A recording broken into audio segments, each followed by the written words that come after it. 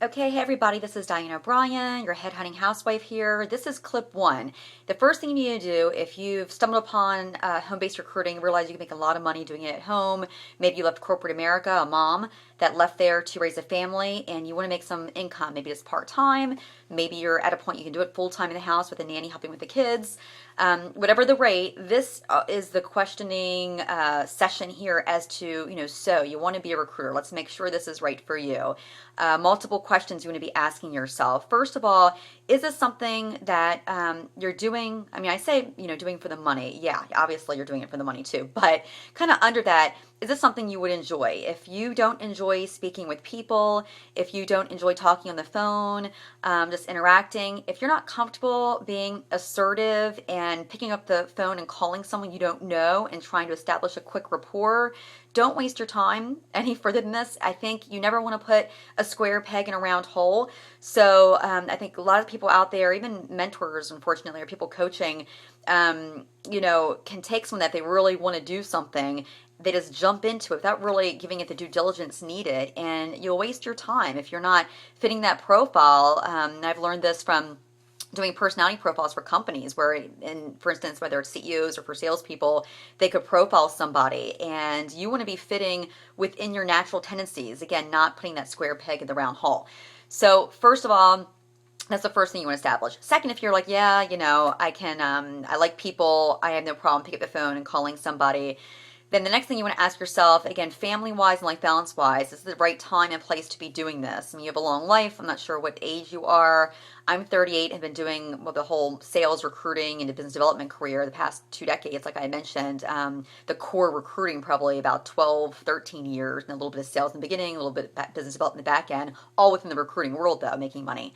And so you basically, I just lost my train of thought there while I gave you that background of years experience, but you basically want to make sure that this is something that is going to fit into your repertoire within your life scope, I think is what I was saying. That really, if you have a newborn baby at home, unless you want to get a full-time nanny to do that, which I did, so no judgment there if you choose that, it's not going to happen. You can't take phone calls and do this type of business in between raising a child if you're the full-time caretaker. So even though I've done myself here head hunting housewife,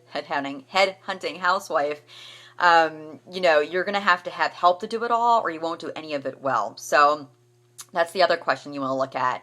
Let's say you get past that. Yes, we're fine on here. You're at a good point in your life, whether you have help, your kids are old enough. You're going to need quiet office space. So I have a nice home-based office. I'm not doing these video clips in it because the lighting was too dark. I was trying to find a space actually here in my house where the lighting didn't make me look awful. So this was the best spot, which is upstairs, the back sitting room area. But anyway, you need a private spot when you're doing phone calls and on your laptop that you can be. It can't really be your bedroom, have all the stuff cluttered over the bed. That's just not going to work. So if you're going to do this, do it right. Ideally, if you have office space, mine is in the main level of the home with the little French doors that close it off to the rest of the family. And or in the basement. I know a lot of people, my husband has a home-based, he travels a lot too, but when he's working from home, more recently a lot, we set him up in the lower level of our home. So wherever you do that, and even if it's a closet, I've seen women that have done this, and in fact, my girlfriend, Robin in St. Louis, I went to visit her house, and she just had a little desk in the guest bedroom, which is where that's all she needed. She had her phone, her laptop, and some, I think, dresser drawers, maybe it was desk drawers. She had the files she needed for recruiting, and that was it. So it was a little simple desk right in the guest bedroom.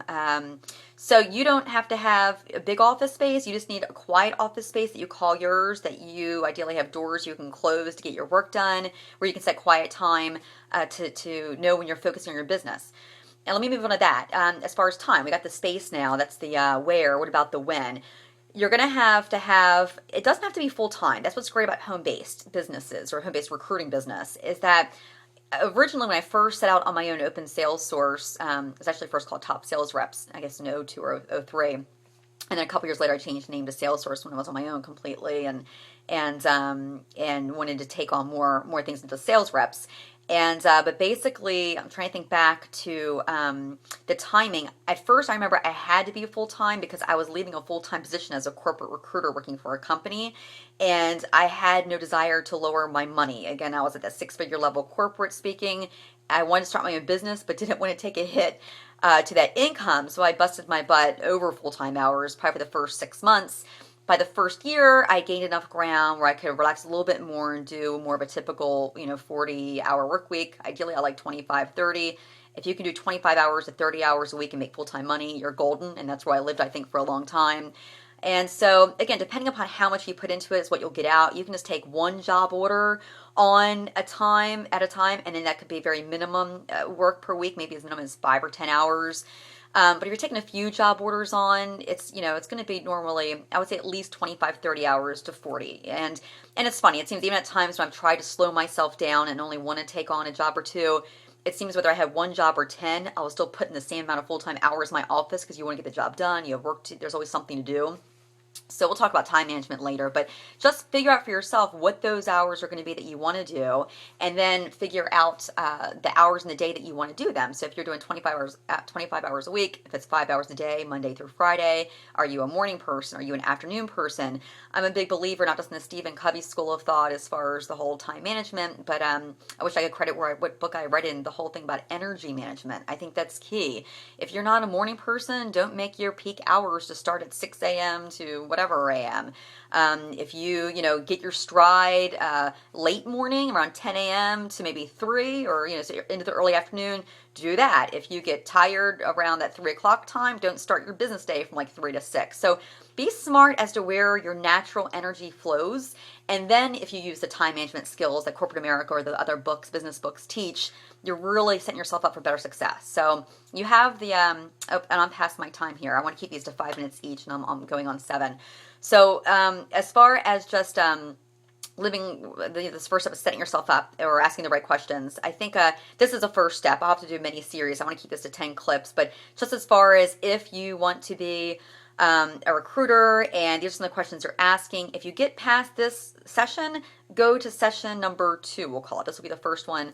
I think I have this outlined right. Session 2.